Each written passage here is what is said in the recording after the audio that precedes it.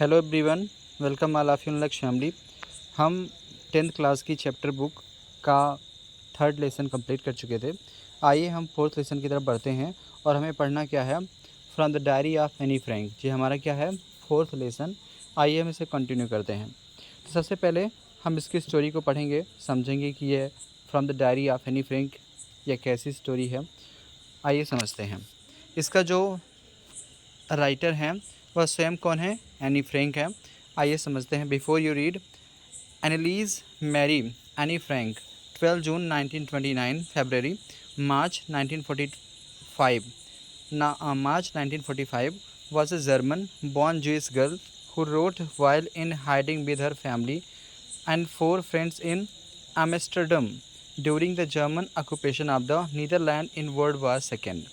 Her family had moved to Amsterdam after the Nazis gained power in Germany, but were trapped when the Nazis' occupation extended into the Netherlands.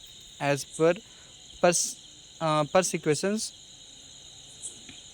against the Jewish population increased, the family went into hiding in July 1942 in hidden rooms in her father Otto Frank's office building. After 2 years in hiding, the group was betrayed and transported to the concentration camp system when Annie died of typhus in Bergen, Belsen within days of her sister Margot Friend. Her father Otto, the only survivor of the group, returned to the Amsterdam after the war ended to find that her diary had been saved. Convinced that it was a unique record, he took action to have it published in English under the name The Diary of a Young Girl. The diary was given to the Annie Frank for her 13th birthday and chronicles the events of her life from 12th June 1942 until its final entry of 1 August 1944.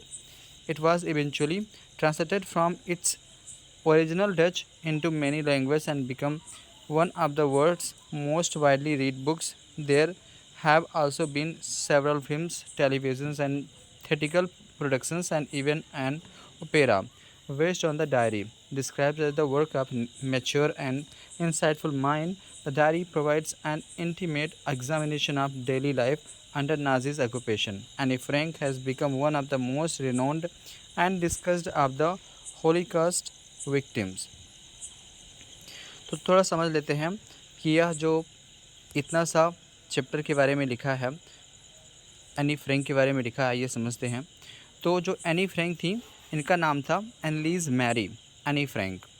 अब इनका जो birth हुआ था वह क्या कब हुआ था, 12 जून 1929, 12 जून 1929 को हुआ था, फरवरी के महीने में।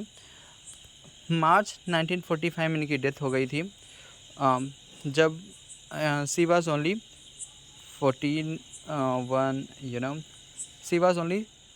16 years old.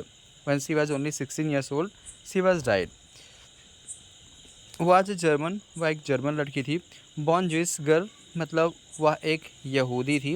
Who wrote while in hiding with her family, उसने डायरी लिखी थी जब अपने परिवार के साथ वह छिपी हुई थी किसी ऐसे स्थान पर ताकि उनका पूरा परिवार बच सके, इसलिए वह जब छुपे हुए थे तभी उन्होंने, उस लड़की ने यह डायरी लिखी हुई थी।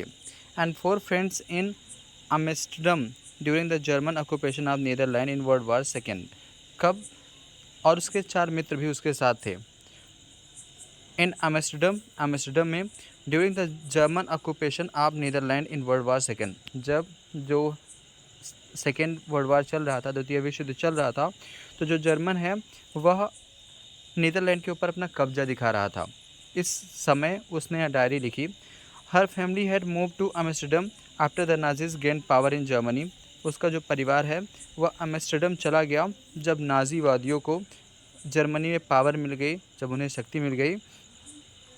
But they trapped when the Nazis occupation extended the Netherland, और उन्हें बेट्रे किया गया, मतलब उन्हें धोखा दिया गया जब नाजीवादियों को नीदरलैंड तक कब्जा मिल गया, तब उन्हें धोखा मिला। किसको, जो एनी फ्रैंक थी तथा उसके 4 फ्रेंड्स को। आइए बढ़ते हैं। As precautions persecutions against the Jewish population increase, जिस प्रकार से जो जूइश की यहूदियों की मतलब जनसंख्या बढ़ी थी, the family went into hiding in July 1942 in hidden rooms in her father Otto Frank's office building. उनका जो पूरा परिवार था वह अपने पिता ओटो फ्रैंक के ऑफिस बिल्डिंग में छुपने के लिए 1942 में लोग चले गए थे। छुपने के लिए 1942 में वो लोग चले गए थे ताकि उन्हें किसी प्रकार का कष्ट न भोगना पड़े, इसलिए वे छुप गए थे। आफ्टर 2 years इन हाइडिंग, 2 वर्ष तक लगातार छिपने के बाद, the group was betrayed and transported to the concentration camp. उस ग्रुप को धोखा मिला और उन लोगों को धोखा मिला तथा उन्हें कंसंट्रेशन कैंप में ट्रांसपोर्ट कर दिया गया, ले जाया गया। When Annie died of typhus in Bergen Belsen with days of her sister Margot Frank, जहाँ एनी की मृत्यु हो गई बर्गन वेल्सन में टाइफस नामक बीमारी के कारण, और कुछ समय के बाद उसकी जो बहन थी मार्गोट, उसकी भी डेथ हो गई। हर फादर ओटो, जो उसके पिता ओटो थे, the only survivor of the group, वह उस ग्रुप के अकेले जीवित व्यक्ति थे। Return to Amsterdam after the war ended, जब युद्ध समाप्त हुआ तो वह पुनः एम्स्टर्डम लौट आए to find that her diary had been saved, यह पता लगाने के लिए कि उसकी डायरी सेफ है, सुरक्षित है या नहीं। Convince that it was a unique record, उन्हें यह भरोसा था कि यह एक अद्भुत रिकॉर्ड है। He took action to have it publish in English under the name of the diary of young girl, उन्होंने इसे अंग्रेजी में पब्लिश करने के बारे में विचार किया और उन्हें इस डायरी का नाम रखा the diary of young girl. उन्होंने इस डायरी का नाम रखा the diary of young girl. The diary was given to Anne Frank for her 13th birthday, जो डायरी थी वह एनी फ्रैंक को उसके 13th बर्थडे के उपहार के स्वरूप दी गई। And chronicles the events of her life from 12 जून 1942, और इस प्रकार जो उसका जीवन की घटनाएं हैं 12 जून 1942 की, until it's final entry of अगस्त 1944, वह उसमें सब कुछ बताया गया जब तक 1 अगस्त 1944 तक उसकी उम्र नहीं हुई थी। मतलब उसे सब कुछ बताया गया था, उसमें डायरी में सब कुछ लिखा गया था। It was eventually translated from its original Dutch into many language, इसे डच भाषा से विभिन्न अन्य भाषाओं में भी ट्रांसलेट किया गया। And became one of the world's most widely read books, और संसार में सबसे अधिक पढ़ी जाने वाली किताबों में यह एक किताब थी। There have also been several films, television and theatrical productions, इस किताब के ऊपर बहुत सारी फिल्में बनी हैं और बहुत सारे टेलीविज़न के कार्यक्रम चलते हैं तथा बहुत सारे नाटक के कार्यक्रम भी चलाए जाते हैं, थिएट्रिकल कार्यक्रम भी चलाए जाते हैं। And even an opera based on the diary, और इस पर बहुत सारी अन्य रचनाएं भी की गई हैं। इस डायरी की तरह बहुत सारी अन्य भी डायरियाँ लिखी गई हैं। Describe as the work of mature and insightful mind, जिसमें एक मेच्योर, एक प्रिपेयर माइंड, एक कुशल माइंड, एक एक्सपर्ट माइंड के बारे में तथा उसके विचारों को बताया गया है। The diary provides N intimate examination of daily life under Nazis occupation, यह जो डायरी है वह नाजीवादी समय के दौरान जैसा लोग जीवन अपना जिया करते थे वह उनके रूप को बताती है। Anne Frank has become one of the most renowned and discussed of the Holocaust victims, और इसके बाद एनी फ्रैंक को सबसे अधिक प्रिय, सबसे अधिक जाना पहचाना तथा सबसे अधिक चर्चा का विषय समझा गया। अभी ये हमारा इस चैप्टर का परिचय था। आइए हम बढ़ते हैं इस चैप्टर की तरफ।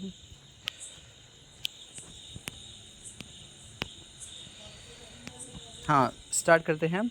Writing in a diary is a really strange experience for someone like me. वो क्या कहती है एनी फ्रैंक ने? पहले क्या लिखा, पहले कौन सी लाइन लिखी? तो राइटिंग इन अ डायरी, किसी डायरी में लिखना, इज़ अ रियली स्ट्रेंज, यह बड़ी विचित्र बात है, यह बड़ा विचित्र अनुभव है। फॉर समवन लाइक मी, मेरे जैसे किसी व्यक्ति के लिए, मेरे जैसे किसी व्यक्ति के लिए एक डायरी लिखना बड़ा विचित्र सा अनुभव है। कौन कहता है? एनी फ्रैंक कहती हैं इन द फर्स्ट लाइन कि मेरे जैसे व्यक्ति को एक डायरी लिखना बड़ा विचित्र सा अनुभव है। Not only because I have never written anything before, इसका कारण ये नहीं है कि मैंने इसके पहले कुछ भी नहीं लिखा, इसका कारण यह नहीं है कि मैंने इसके पहले कोई भी लेख नहीं लिखा, बट आल्सो बिकॉज, लेकिन इसलिए, इट सीम्स टू मी, मुझे ऐसा लगता है, दैट लेटर ऑन, बाद में, नाइदर आई, ना तो मैं, नॉर एनी वन एल्स, या अन्य कोई व्यक्ति, विल बी इंटरेस्टेड, कोई रुचि दिखाएगा, in the musings of 13 year old school girl, एक 13 वर्ष की स्कूल गर्ल की विचारों में। उसे लगता था कि बाद में ना तो वह और ना ही कोई अन्य व्यक्ति एक 13 वर्ष की लड़की के विचारों में कोई अपनी रुचि दिखाएगा, ऐसा उसे लगता था। Oh well, it does not matter, आगे वो क्या कहती है, खैर इससे कोई फ़र्क नहीं पड़ता, इट डज़ नॉट मैटर, इससे कोई फ़र्क नहीं पड़ता, आई फील लाइक राइटिंग, मुझे लिखना महसूस, मतलब मैं करती हूँ, and I have an even greater need to get all kinds of things off my chest, और मुझे इसकी बहुत ही आवश्यकता भी है ताकि मैं अपने सारे मन के विचारों को अपने सीने से बाहर निकाल सकूं, अपने सारे मन के विचारों को मैं अपने सीने से बाहर निकाल सकूं। आगे वो क्या कहती है, नेक्स्ट जो चैप्टर है हमारा, इससे बहुत से क्वेश्चन आते हैं। Paper has more patience than people, यह जो हमारा एक सेंटेंस है यह बहुत ही क्रूशल है, इसे समझते हैं। Paper has more patience than people, वो जो लड़की है एनी फ्रैंक को लिखती है कि पेपर, जो कागज़ है, वह लोगों से अधिक धैर्य रखता है, कागज़ में लोगों से अधिक धैर्य होता है, ऐसा कौन मानता है, एनी फ्रैंक मानती है। अब यह जो हम यह सेंटेंस जब पढ़ते हैं तो हमें पता चलता है कि जो एनी फ्रैंक है उसका मस्तिष्क कितना मैच्योर था, वह कितना परिपक्व थी। आइए समझते हैं, paper has more patience than people, कागज़ में लोगों से अधिक धैर्य होता है। I thought of this saying, मैंने इस कहावत को उस समय याद किया, ऑफ वन ऑफ दोज, उन दिनों, मैंने इस कहावत को उन दिनों याद किया, when I was feeling a little depressed, जब मैं थोड़ा निराश थी, and was sitting at home, मैं अपने घर पर बैठी हुई थी, with my chin in my hands, और मेरे हाथ में मेरा चेहरा था, मेरी गर्दन झुकी हुई थी और मैं बैठी थी, बोर्ड एंड लिस्टलेस, घबराई हुई और उबन महसूस करती हुई, wondering whether to stay in or go out, यह सोच रही थी कि यहाँ रुका जाए या बाहर जाया जाए, इस विचार पर थी कि यहाँ रुका जाए या बाहर जाया जाए। I finally stayed where I was, लेकिन मैं वहीं रुकी रही जहाँ मैं थी, जहाँ मेरा जन्म हुआ था, मैं वहीं रुकी रही। ब्रॉडिंग, विचार करते हुए, yes paper does have more patience, विचार किया था कि कागज़ में अधिक धैर्य होता है।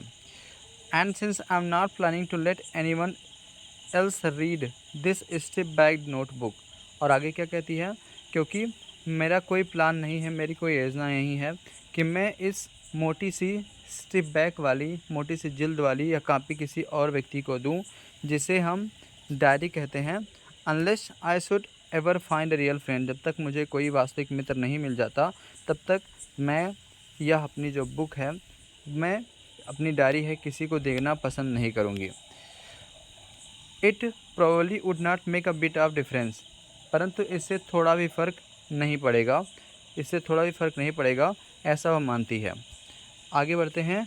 Now I am back to the point, अब मैं उस बात पर आती हूँ, that prompted me to keep a diary in the first place, जिसने मुझे एक डायरी लिखने के लिए मजबूर किया, I don't have a friend, क्योंकि मेरा कोई मित्र नहीं है, इसलिए वह इस टॉपिक पर अपने विचारों को प्रस्तुत करती है। इस प्रकार हम समझ सकते हैं कि जो एनी फ्रैंक थी वह बहुत ही मैच्योर थी, उसके पास जो भी सेंटेंस वह बोलती थी वो बहुत ही ऐसे लगते थे कि जैसे कोई बहुत ही उम्र का व्यक्ति बोल रहा हो। मिलते हैं नेक्स्ट वीडियो में। जय हिंद।